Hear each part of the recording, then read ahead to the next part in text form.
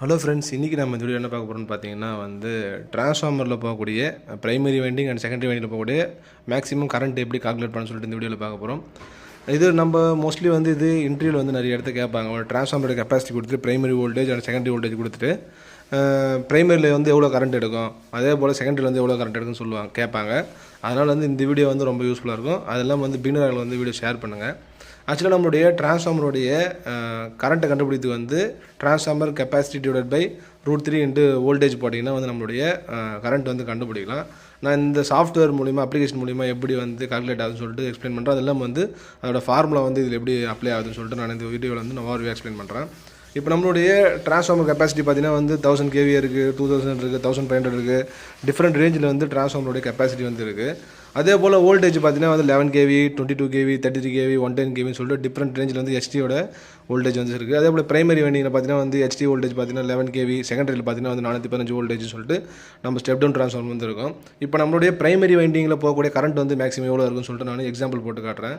இப்போ ஆக்சுவலாக நம்மகிட்ட பார்த்தீங்கன்னா நம்மளுடைய கன்சூமர் இண்டஸ்ட்ரியல் சைடு பார்த்தீங்கன்னா 11 kV சப்ளை வோல்டேஜ் வரும். நம்ம என்ன பண்ணுறோம், 11 kVன்னு சொல்லிட்டு சப்ளை வோல்டேஜ் போட்டோம். அதே போல் நம்மகிட்ட 1600 kVA ட்ரான்ஸ்ஃபார்மர் எங்ககிட்ட இருக்குது. இப்போ நான் அதை கால்குலேட் கொடுத்தோன்னா நான் பார்த்தீங்கன்னா HTயோட சப்ளை கரண்ட் பார்த்தீங்கன்னா 83 ஆம்ஸ் நம்மளுடைய 1600 kVA ட்ரான்ஸ்ஃபார்மர் பிரைமரி கரண்ட் இவ்வளோ போகும். அதே போல் நீங்கள் செகண்டரி அதே ட்ரான்ஸ்ஃபார்மரில் செகண்டரி கரண்ட் எப்படி கால்குலேட் பண்ணலான்னு பார்த்தீங்கன்னா 415 வோல்டேஜ், ஓகேங்களா. வோல்டேஜ் போட்டிங்கன்னா நமக்கு 2.226 கிலோ ஆம்ஸ்ன்னு போட்டிருக்காங்க. இது 2200 ஆம்ஸ் நம்மளுடைய 1600 kVA நம்ம லோட் பண்ணலாம். இதுக்கான ஃபார்முலா எப்படி அப்ளை ஆகுதுன்னு சொல்லிட்டு நான் இது ஓவர்வியூ எக்ஸ்பிளைன் பண்ணுறேன். இது எந்த ஃபார்முலா அப்ளை ஆகுதுன்னு.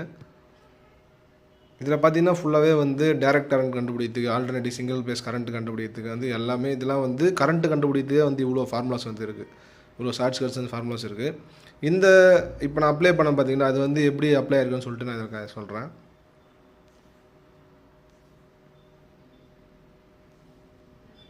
ஆக்சுவலாக இங்கே எஸ்ன்னு போட்டிருக்காங்க பாருங்கள். கரண்ட் கண்டுபிடிக்கிறதுக்கு ST /√3 இன்ட்டு யூன்னு போட்டிருக்காங்க. அது வோல்டேஜ். ஆக்சுவலாக எஸ்ன்னு என்னென்னு பார்த்தீங்கன்னா அப்பேரண்ட் பவர் இன் VAன்னு போட்டிருக்காங்க. அது நீங்கள் KVAல நம்மளுடைய ட்ரான்ஸ்ஃபார்மர் மென்ஷன் பண்ணியிருப்பாங்க. இதில் VAன்னு இருக்குது. நம்மளுடைய apparent power divided by √3 into multiplication of supply voltage like 11 kVA இருக்கலாம், 22 kVA இருக்கலாம், 33 kVA இருக்கலாம். நீங்கள் அப்ளை பண்ணுற வோல்டேஜ் இந்த ஃபார்முலா நீங்கள் அப்ளை பண்ணிங்கன்னா ஒரு ட்ரான்ஸ்ஃபார்மர் பிரைமரி வைண்டிங்கில் போகக்கூடிய கரண்ட், அப்புறம் செகண்டரி வைண்டிங்கில் போகக்கூடிய கரண்ட் நீங்கள் ஈஸியாக கால்குலேட் பண்ணலாம். இந்த ஆப் வேணுன்றவங்க ஸ்க்ரீனில் வாட்ஸ்அப் நம்பரை கான்டாக்ட் பண்ணுங்கள். உங்களுக்கு ஷேர் பண்ணுறேன். Thanks friend.